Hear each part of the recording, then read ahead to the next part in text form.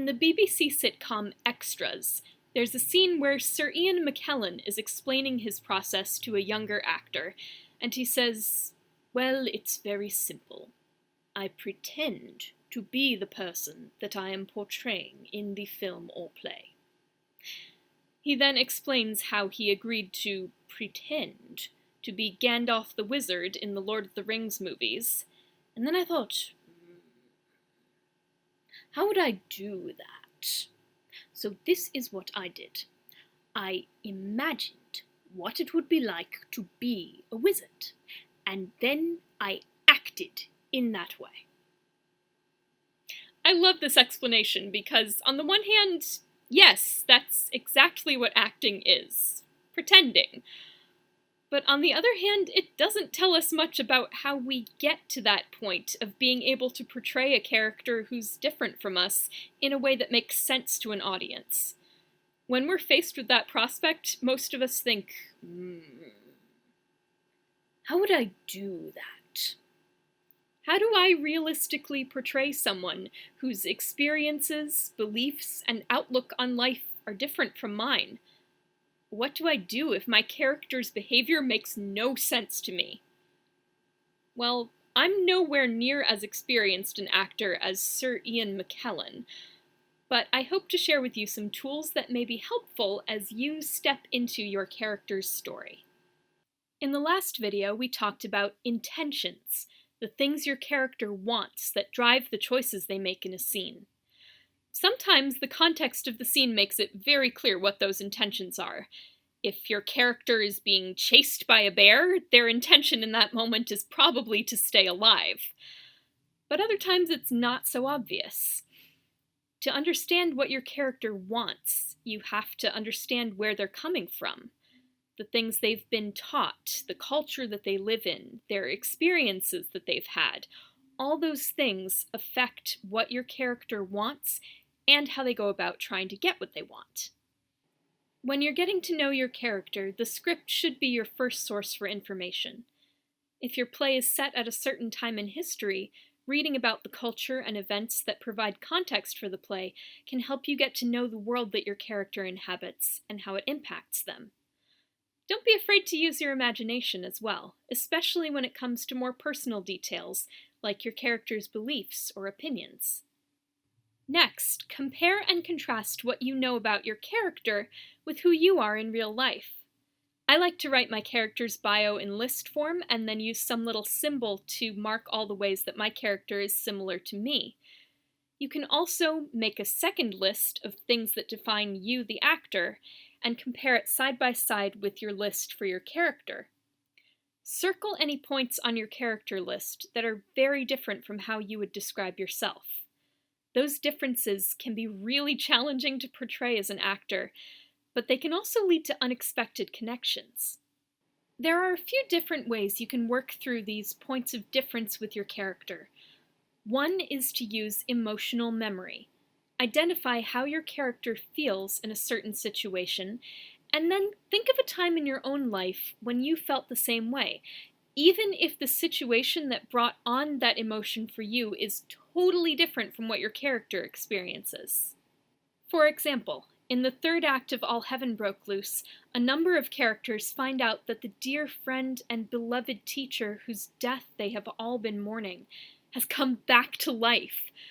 While most of us have not experienced anything quite as amazing as that, most of us have, at some point, gotten some really good news that brought us overwhelming joy and relief.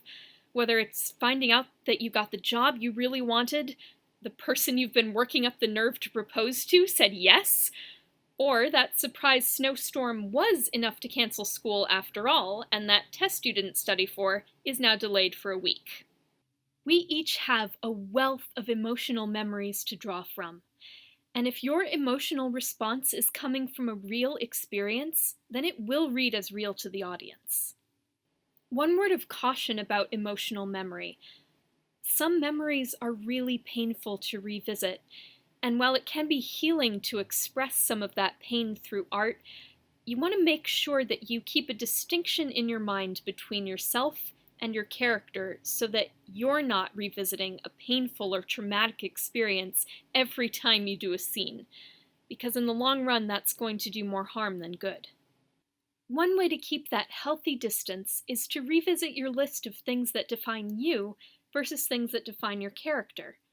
Pay special attention to the points where you are different.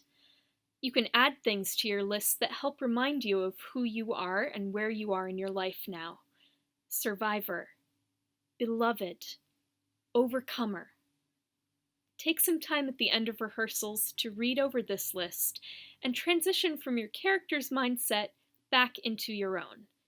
Creating that bit of distance helps to not only protect your emotional well-being, it also gives you more creative freedom to explore your character's response to the situation that triggers that emotion for them, which might be very different from the way that you would respond. Sometimes you may find that your character makes a choice or responds to a situation in a way that is so different from what you would have done that there's nothing in your life that could have prepared you for it. When that happens, it's time to play detective. Look at your character bio, and based on what you know, see if you can figure out how they would justify making that choice. In All Heaven Broke Loose, Johanna, one of Yeshua's female disciples, is one of the first people to tell the men who followed Yeshua that he is in fact alive. While one of the disciples accepts her eyewitness account, another one scoffs. If you're going to take the word of a woman. Rather than getting angry and calling him out for his blatant sexism, Johanna is embarrassed. She offers further proof to back up her claim, but her confidence is shattered. For a 21st century woman playing Johanna, it might be really hard to imagine taking a comment like that quietly. But in the place and time period where this play happens, women were considered second-class citizens no matter how high-ranking their families were. A woman would not have been allowed to give testimony in court. Legally, her word held no value. If you've lived your whole life being told that your voice and opinions don't matter simply because of your gender, you might not even consider standing up for yourself as an option. Justifying your character's actions does not mean you have to approve of everything your character does. In fact, for some characters, you really shouldn't. It means withholding judgment long enough to understand why someone might make that choice, even if you disagree. When All Heaven Broke Loose first premiered, a lot of audience members were surprised and a little unsettled to find they identified with Yehuda Ishkarioth, Judas Iscariot, the disciple who betrayed Yeshua. The playwright did such a skillful job of showing how Yehuda justifies his actions that even though what he did was horrible, we can all see how he got there. And there's a chilling moment of recognition where we realize, there but for the grace of God go I. When we dig deep into the reasoning behind someone's actions and the circumstances that influence how they think and interact with the world, the choices that we're quick to condemn often start to make a lot more sense. Justifying a character's actions can be a wonderful exercise in humility, as we seek to understand rather than to judge, to empathize rather than condemn. And the more we practice empathizing with fictional characters, the easier it becomes to show empathy, compassion, and understanding toward people in real life whose choices we don't understand. Stepping into the story is not exclusively a theater tool. It has also historically been used as a spiritual exercise. St. Ignatius of Loyola developed a series of contemplative prayer exercises that involve imagining yourself as a character in the gospel story and allowing God to speak to you through your imagination. For a play like All Heaven Broke Loose, which is based on the gospel narratives, this type of contemplation is a great way for actors to learn more about their characters and learn more about themselves. Let's take a look at a pivotal scene from the Gospel of John, which is also a key moment in the play. We're going to look at the character of Miriam Magdalene, or Mary Magdalene, as she's commonly known in English, first through a theatrical lens, and then I'll share some insights that were revealed to me through contemplating this scene as a spiritual exercise. The scene is found in John chapter 20, verses 1 and 2, and 10 through 18. This takes place after Yeshua, or Jesus, has died. Miriam witnessed his death and saw his body placed in a tomb. She and the other disciples have spent the last few days grieving, but because of Shabbat, the weekly day of rest, they've had to wait to give their friend a proper burial. Early on the first day of the week, while it was still dark, Mary Magdalene went to the tomb and saw that the stone had been removed from the entrance. So she came running to Simon Peter and the other disciple, the one Jesus loved, and said, "They have taken the Lord out of the tomb, and we don't know where they have put him." Then the disciples went back to their homes, but Mary stood outside the tomb crying. As she wept, she bent over to look into the tomb, and saw two angels in white seated where Jesus' body had been, one at the head and the other at the foot. They asked her, "Woman, why are you crying?" "They've taken my Lord away," she said, "and I don't know where they have put him." At this, she turned around and saw Jesus standing there, but she did not realize that it was Jesus. "Woman," he said, "why are you crying? Who is it you are looking for?" Thinking he was the gardener, she said, "Sir, if you have carried him away, tell me where you have put him, and I will get him." Jesus said to her, "Mary." She turned toward him and cried out in Aramaic, "Ravuni," which means "my teacher." Jesus said, "Do not hold on to me, for I have not yet returned to the Father. Go instead to my brothers and tell them I am returning to my Father and your Father, to my God and your God." Mary Magdalene went to the disciples with the news, "I have seen the Lord," and she told them that he had said these things to her. There's a lot going on in this scene. Let's start with a list of what we know about Miriam Magdalene from the Gospels and from the script of All Heaven Broke Loose. In this scene, the most relevant aspects of her identity are being a woman and a follower of Yeshua. She calls him teacher, so we know that she was one of his disciples. The Gospels also tell us that Miriam was one of several women who traveled with Yeshua and supported his ministry. The one thing that sets Miriam apart from the other disciples is that Yeshua delivered her from 7 demons. That's mentioned in Mark chapter 16, verse 9, and Luke chapter 8, verse 2. The Bible tells us nothing about what her life was like before Yeshua healed her, but that seems like a very compelling reason for her to drop everything to follow him. One thing we know about Miriam from the script of All Heaven Broke Loose, which isn't in the Gospels, is that she tends toward anxiety when she's in a stressful or uncertain situation, which, for Miriam, is a good 2/3 of the play. This is an artistic choice that the playwright made because even though scripture doesn't often tell us exactly how people are feeling, giving Miriam an anxious personality type gives her a strong intention of wanting to feel safe. We'll come back to that in a bit. After listing the things I know about Miriam from the Bible and the script, I made my own list of ways that my life parallels hers. Even though we live in very different cultures, there are a number of ways in which we're similar.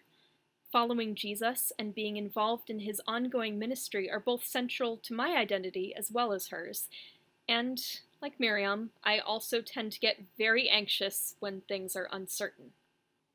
But there's one major point where we differ. I do not personally have any experience with demons, thank goodness. So here's where I would try to find an emotional memory to help me understand what this character has been through. First of all, what does a demon do? In the places in the Gospels where demons are mentioned, we see that they hurt the person they inhabit and the people around them. They tend to get really scared when Jesus enters the scene, and they try to do everything they can to keep him away from the person they're inhabiting. I may not have any experience with demons, but I do have some experience with mental health struggles that make me feel like it's hard to connect with God, with other people. and I want to be free of them, but they've been part of how I live and think for so long. I'm scared that if I were, I wouldn't recognize myself. I imagine Miriam may have felt that way before Yeshua set her free from the demons that had taken control of her life. And I would also imagine that having been set free, like many people who are rescued from unsafe situations, she would look to the person who rescued her, Yeshua, as her safe place, which means her worst fear would be losing him and going back to the way things were before. But she isn't really alone. Two angels suddenly appear out of nowhere, which, depending on how you look at it, could be reassuring or kind of creepy. Were they there the whole time, invisible to everyone but her? It's interesting that Miriam doesn't respond with fear and trembling the way people usually do in the Bible when they see angels. She just answers their question. Maybe, given her past experience, seeing things that other people don't see and hearing things other people don't hear is nothing new for Miriam. Or maybe she's just so desperate for someone to hear her that she doesn't care who they are or why they're speaking to her. As I was contemplating this scene, I placed a beat break here after she answers the angel's question, and I took a moment to speak aloud in first person things that are true for me that I felt might also be true for Miriam in that moment. What that ended up being was this: I need someone to hear me. Everyone around me is dealing with their own grief and fear right now. I can't ask them to take care of me when it's all any of us can do to take care of ourselves. But I need someone to see me, to ask me how I'm doing, and to tell me everything is going to be all right. I need to not be alone right now. And that need to not be alone became Miriam's intention for turning around. Whether she's spooked by these mysterious beings that have suddenly appeared, or she's just accepted that Yeshua is gone from this place, she feels safer in the company of other people, even if they can't give her the kind of emotional support she's looking for. And that's when she sees Yeshua. When she feels abandoned and is desperately reaching out for somebody, she sees the one person who understands and loves her better than anyone else could. And she doesn't even realize it's him. Now that is an experience that I can relate to. I don't usually see Jesus in visions or audibly hear his voice, but when I'm at my lowest point, when I feel abandoned and desperate for someone to see me, Jesus shows up in the most unexpected ways. A conversation with a friend, something that catches my eye, or a song that pops into my head out of nowhere. Usually I don't even realize it's him at first, but of course it is. Because who else would know the exact words I need to hear at precisely the right moment? Who else would look at me when I'm a sobbing, snotty, crying mess and call me by my name? And then Yeshua tells Miriam something amazing. He wants her to be the one to go and tell the other disciples that he is alive.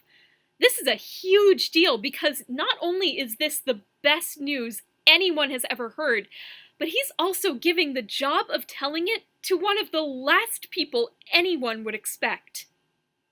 I mentioned earlier that women weren't allowed to give legal testimony at this time. Some people thought it was wrong for women to study scriptures, and for a woman to teach men was absolutely unthinkable. So the fact that Yeshua asks Miriam, a woman, to go and testify to a group of men that the scriptures have been fulfilled in a way that flies in the face of everything that they've been taught seems like a choice that's calculated to overturn everyone's expectations, including Miriam's. And it probably is. I took another beat break here because that is a lot to take in, and I let myself ask some of the questions I thought Miriam might have wanted to ask Yeshua at that moment. I'm privileged to live at a time when women have more opportunities to be heard and to lead in all kinds of ways. But there are still plenty of insecurities that hold me back any time that I'm given the opportunity to lead or to teach or to share a new idea with others. I'm too young. I don't have as much experience as some people. What if they don't take me seriously? What if my ideas are too different and I can't articulate them to people in a way that makes sense? What if I'm not smart enough or strong enough to carry out this task? I asked Jesus those questions, as Miriam and as myself, and the answer I heard back was this: I want you to do this for me. They've listened to you once already, and they will listen again. They need to hear this news, and they need to hear it from you. That's true for Miriam. The disciples did follow her to the empty tomb, and even though they don't believe her at first, they do listen when she tells them why it was empty. And it's been true in my life as well. God has used me to speak to many different groups of people and to do things that I never could have done on my own. While I may not understand why he would choose me, I'm confident that he did. And if you look at the Bible, when God tells you to do something, things generally go a lot better if you don't argue with him about it. That was my experience stepping into this story. Yours could be completely different depending on how you relate to your character. Even if you're not working on a show that's explicitly Bible-based or coming at it from a religious perspective, you can still learn a lot about yourself from looking at the ways that your life runs parallel to your characters. So to sum up, the next time you're asked to pretend to be someone else and you think, how would I do that?